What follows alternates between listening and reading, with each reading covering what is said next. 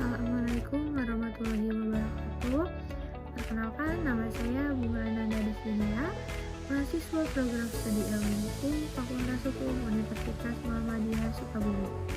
Ulangi 2232011004. Jadi pembuatan dari video penjelasan ini yaitu bentuk salah satu pengumpulan nilai ujian akhir semester saya dengan mata kuliah hukum dan hak asasi manusia. Nah, di sini saya akan menjelaskan mengenai kasus-kasus pelanggaran HAM yang pernah terjadi di Indonesia serta kasus-kasus pelanggaran HAM yang terjadi di Korea Selatan yang diambil dalam dokumenter sebuah film.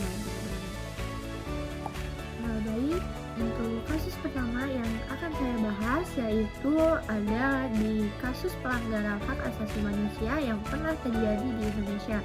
Nah, teman-teman, salah satunya ada tragedi Trisakti 98 yang dimana itu merupakan sebuah sejarah mengenai demonstrasi dan juga mengenai pelanggaran hak asasi manusia gitu di kalangan mahasiswa, dimana ya sekarang saya menjadi seorang mahasiswa ilmu hukum gitu. Nah, kenapa saya mengambil kasus ini? Karena menurut saya ini kita bisa mempelajari kembali sejarah yang pernah terjadi di Indonesia mengenai topik yang akan saya bahas ini, dan juga mungkin agak sedikit menarik ya teman-teman untuk kita bahas. Nah, apa sih teman-teman tragedi Trisakti itu? Nah, tragedi Trisakti itu merupakan salah satu peristiwa berdarah yang terjadi pada 12 Mei 1998 di Universitas Trisakti. Nah, mengapa dikatakan salah satu tragedi berdarah? Karena pada saat kegiatan demonstrasi yang dilakukan oleh sekelompok mahasiswa, adanya terjadi penembakan oleh aparat kepolisian. Nah, yang dimana seharusnya aparat kepolisian tersebut gitu menjadi pelindung daripada masyarakat, menjadi pelindung daripada mahasiswa pada saat itu yang melakukan demonstrasi. Makanya disebutkanlah gitu pada saat itu tragedi Trisakti ini menjadi salah satu peristiwa berdarah karena adanya peristiwa tembak antara aparat kepolisian dengan mahasiswa yang dimana hal tersebut dapat menewaskan 4 orang mahasiswa dan melukai beberapa orang di sekitarnya. Nah, teman-teman, mengapa tragedi Trisakti ini dikatakan peristiwa berdarah serta dikatakan sebagai salah satu pelanggaran HAM yang cukup berat di Indonesia? Karena pada saat pelaksanaan demonstrasi, pihak aparat kepolisian itu menembak seorang demonstrasi yang dimana dia tidak bersenjata dan dilakukan secara membabi buta, dan sudah saya jelaskan tadi gitu, menewaskan 4 orang demonstrasi, yang dimana dari yang tadi saya sampaikan saja itu sudah terlihat gitu apa yang dimaksud dengan pelanggaran HAM yang terjadi pada saat tragedi Trisakti tersebut. Teman-teman, pada demonstrasi Trisakti ini juga merupakan salah satu akumulasi bentuk dari sebuah ketidakpuasan masyarakat terhadap rezim Orde Baru, yang dimana rezim Orde Baru ini juga ditandai dengan banyaknya penindasan serta kekerasan terhadap aktivis, terhadap mahasiswa serta masyarakat sipil. Jadi rezim Orde Baru ini berdampak kepada orang-orang yang dimana mereka hanya ingin menyampaikan sebuah pendapat, sebuah aksi gitu, tapi yang mereka dapatkan itu hanyalah sebuah kekerasan atau penindasan sesuai dengan apa yang tadi saya sampaikan di awal gitu. pada saat demonstrasi terjadi adanya sebuah penembakan yang secara brutal yang dilakukan oleh pihak kepolisian kepada masyarakat dan kepada demonstrasi yang dimana dilakukan oleh mahasiswa. Nah, di sini pasti teman-teman semua juga yang belum mengetahui tragedi Trisakti ini bertanya-tanya gitu. Jadi kayak apa sih alasan mahasiswa pada saat itu ingin melakukan sebuah demonstrasi gitu. Nah, jadi di sini saya akan menyampaikan beberapa alasan atau latar belakang terjadinya demonstrasi pada saat itu. Yang pertama ada menuntut Presiden Soeharto untuk turun. Jadi pada saat itu mahasiswa pada saat itu merasa gagal gitu bahwa Soeharto itu memimpin negara itu tidak merasa bertanggung jawab atas krisis yang terjadi pada saat itu.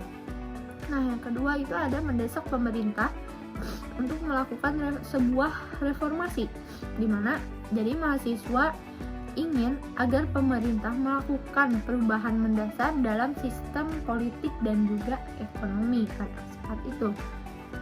Nah, terakhir ada menolak kekerasan. Nah, mahasiswa ini kan hanya ingin menyampaikan sebuah aspirasinya secara damai, akan tetapi malah mereka mendapatkan sebuah tindakan represif aparat keamanan yang dimana itu memicu kemarahan dan juga kekerasan.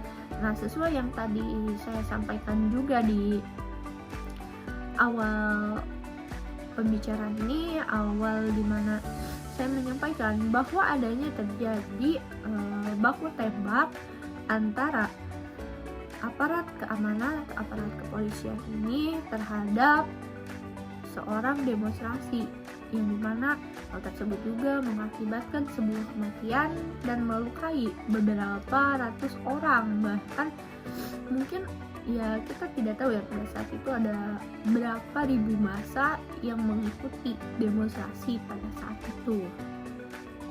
Nah, di awal tahun 1998 di Indonesia itu tengah mengalami sebuah krisis ekonomi yang sangat parah, di mana nilai tukar rupiah itu sangat anjlok dan inflasi meroket, dan banyaknya juga perusahaan yang yang melakukan gulung tikar gitu secara terpaksa, karena kondisi ini kayak menyebabkan kesulitan gitu bagi masyarakat untuk hidup, terutama ya masyarakat yang berada di kelas bawah pada saat itu. Nah, rezim Orde Baru ini yang dipimpin oleh Presiden Soeharto pada saat itu dikenal sebagai praktik korupsi yang merajalela. Kekayaan negara menggelintir ke tangan sebuah gelintir elit gitu pada saat itu, sementara rakyatnya sendiri itu hidup miskin gitu. Jadi di situ menceritakan bahwa mereka itu mementingkan kepentingan mereka sendiri gitu. Pemerintah pada saat itu tidak memikirkan bagaimana kondisi rakyatnya pada saat itu. Mungkin yang bisa saya tangkap itu mereka menahan kelaparan, susahnya mencari sebuah pekerjaan, dan hal-hal lain yang memicu faktor dari sebuah kemiskinan itu sendiri. Nah, dimana hal tersebut atau kita bisa disebut juga mungkin pada saat itu ada yang namanya itu KKN. Nah, di sini KKN yang dimaksud itu bukan kuliah kerja nyata, tetapi kolusi, korupsi, dan juga nepotisme. Nah, praktik KKN ini merajalela di pemerintahan pada saat itu, semakin memperparah kondisi ekonomi dan juga sosial. Nah, hal ini juga menyebabkan ketimpangan sosial yang semakin tajam dan memicu keresahan di kalangan masyarakat. Jadi dengan adanya nilai-nilai korupsi, kolusi, dan juga nepotisme. Nah, sesuai yang tadi saya sampaikan di awal, demonstrasi Trisakti ini kan merupakan sebuah akumulasi ketidakpuasan masyarakat terhadap Orde Baru pada saat itu. Nah, jadi faktor-faktor yang tadi saya sampaikan itu saling berkaitan gitu satu sama lain, di mana krisis ekonomi pada saat itu yang parah, korupsi yang merajalela, serta pelanggaran HAM dan kegagalan pemerintah dalam mengatasi masalah-masalah tersebut ya, yang telah memicu kemarahan dan kekecewaan di kalangan masyarakat. Nah, terutama kita gitu ya sebagai mahasiswa. Nah, demonstrasi di Trisakti ini juga menjadi simbol perlawanan terhadap rezim otoriter atau tuntutan akan demonstrasi dan juga keadilan. Jadi yang seharusnya di mana seorang aparat itu, seorang aparat kepolisian, keamanan lainnya itu menjadi sebuah pelindung bagi masyarakat, akan tetapi pada kasus ini, pada tragedi Trisakti 98 ini, mereka malah menjadi ketakutan sendiri gitu untuk masyarakat terhadap aparat kepolisian. Nah, karena dari kasus ini juga memicu dampak-dampak yang yang mungkin masih membekas di masyarakat atau membekas di kita sebagai kalangan mahasiswa. Nah, apa aja sih selain dampak yang tadi saya sampaikan dari terjadinya tragedi Trisakti ini? Yang pertama yaitu ada jatuhnya rezim Orde Baru, yang dimana tragedi Trisakti ini menjadi salah satu faktor pentingnya yang menyebabkan jatuhnya rezim Orde Baru ini gitu. Nah, yang kedua itu lahirnya sebuah era reformasi, yang dimana peristiwa ini ditandai atau dimulai era reformasi di Indonesia, yang ditandai dengan adanya perubahan politik, ekonomi, dan sosial yang signifikan. Nah, ini juga ada salah satu mungkin ya dampak daripada tragedi Trisakti ini, yaitu adanya trauma mendalam. Nah, jadi mungkin trauma mendalam ini terutama bagi korban gitu, keluarga korban, serta peristiwa ini meninggalkan trauma mendalam bagi masyarakat Indonesia itu sendiri gitu, karena terjadinya pertumpahan darah akibat sebuah penembakan brutal gitu yang dilakukan oleh sekelompok atau segelintir aparat negara gitu, aparat keamanan, aparat kepolisian. Di sini juga mengapa gitu tragedi ini dikatakan sebuah pelanggaran hak asasi manusia yang berat, karena tragedi ini kan dikategorikan memang sebagai pelanggaran HAM berat. Namun sampai saat ini atau hingga kini gitu proses hukumnya itu belum sepenuhnya tuntas, teman-teman. Nah, jadi dari tragedi ini gitu penerapan hukum yang terjadi itu masih bisa dibilang atau masih bisa dikatakan itu belum puas gitu. Jadi saya belum sesuai, karena mungkin dari dampak-dampak tadi yang disampaikan tidak sebanding gitu hukuman yang didapatkan oleh pelaku penembakan tersebut gitu. Karena kan di sini maksud daripada mahasiswa atau maksud daripada demonstrasi pada saat itu hanya ingin menyampaikan gitu secara damai aspirasi atau keluh kesah yang ingin mereka sampaikan kepada pihak yang mungkin istilahnya mereka lebih berwenang gitu. Tapi ya feedback yang mereka dapat gitu malah ya seperti ini gitu. Mungkin ini juga menjadi pembelajaran bagi kita pada saat demonstrasi. Mungkin kita lebih memperhatikan hal-hal atau resiko-resiko yang akan mungkin sedikit terjadi pada saat demonstrasi. Jadi kita juga jangan asal asal menyampaikan aspirasi saja gitu, tapi kita juga harus tahu gitu kenapa sih alasan utama atau faktor-faktor kita harus menyampaikan sebuah aspirasi tersebut, sebuah keluh kesah tersebut gitu, agar tidak menimbulkan hal-hal yang seperti di tragedi Trisakti 98 ini. Mungkin untuk pembahasan daripada penyampaian kasus pelanggaran hak asasi manusia di Indonesia dengan kasus tragedi Trisakti 98 saya cukupkan. Cukup sekian, dan mungkin selanjutnya ada pembahasan kasus pelanggaran hak asasi manusia di Korea Selatan. Nah, baik, selanjutnya saya akan membahas mengenai kasus pelanggaran hak asasi manusia di Korea Selatan yang saya ambil dari sebuah film dokumenter yang berjudul The Attorney. Mungkin teman-teman bisa melihat di sebelah sini. Nah, jadi film ini itu menceritakan gitu, ketika kita ingin mendemonstrasikan itu menjadi hal terlarang gitu di Korea Selatan pada saat itu. Nah, pada film ini juga menyoroti pada saat itu situasi politik dan hukum di Korea Selatan pada era 1980-an, di mana rezim otoriter melakukan berbagai pelanggaran hak asasi manusia.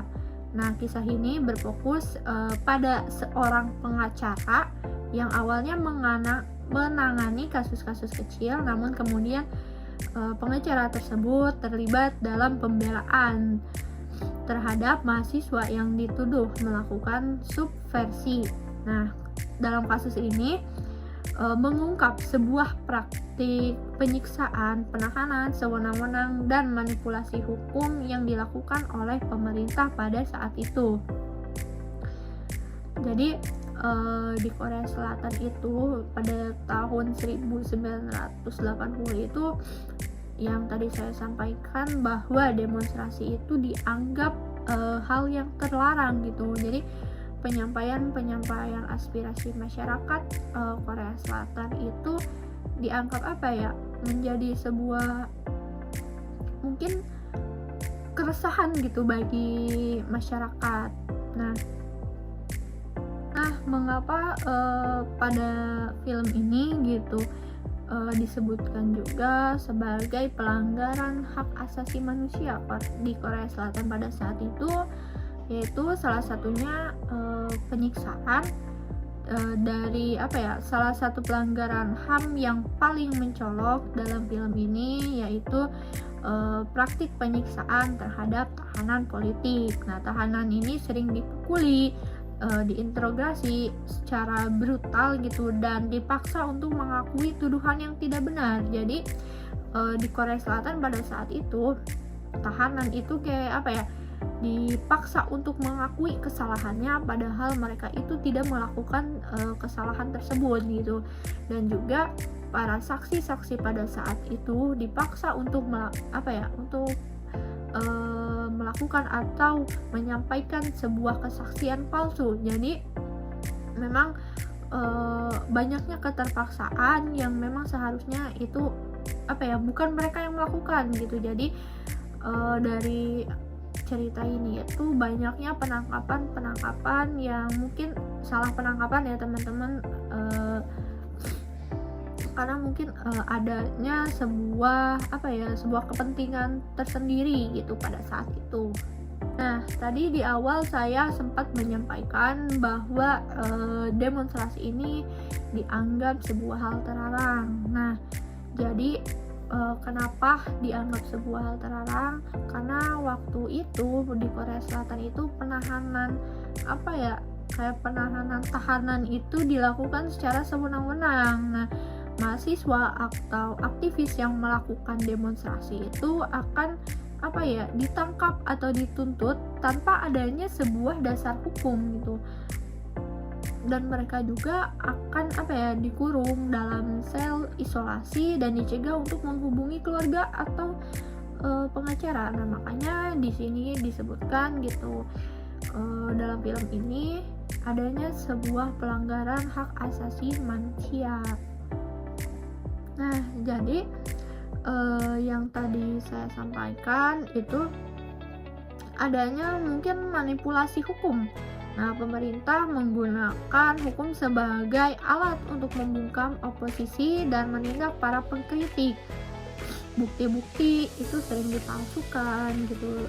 Dari saksi juga sering memberikan kesaksian palsu dan hakim sering melakukan eh, tunduk pada tekanan politik. Dan juga di Korea Selatan pada saat itu adanya kayak pelanggaran hak berekspresi dan berkumpul. Jadi mereka itu dilarang gitu untuk berkumpul, menyampaikan sebuah pendapat, aspirasi secara damai. Nah, demonstrasi ini kan sering kali dibubarkan dengan cara kekerasan, dan para aktivis atau demonstrasi pada saat itu sering ditangkap, padahal mereka itu tidak melakukan kesalahan apapun gitu, yang dimana tadi di awal beberapa kali saya sampaikan juga bahwa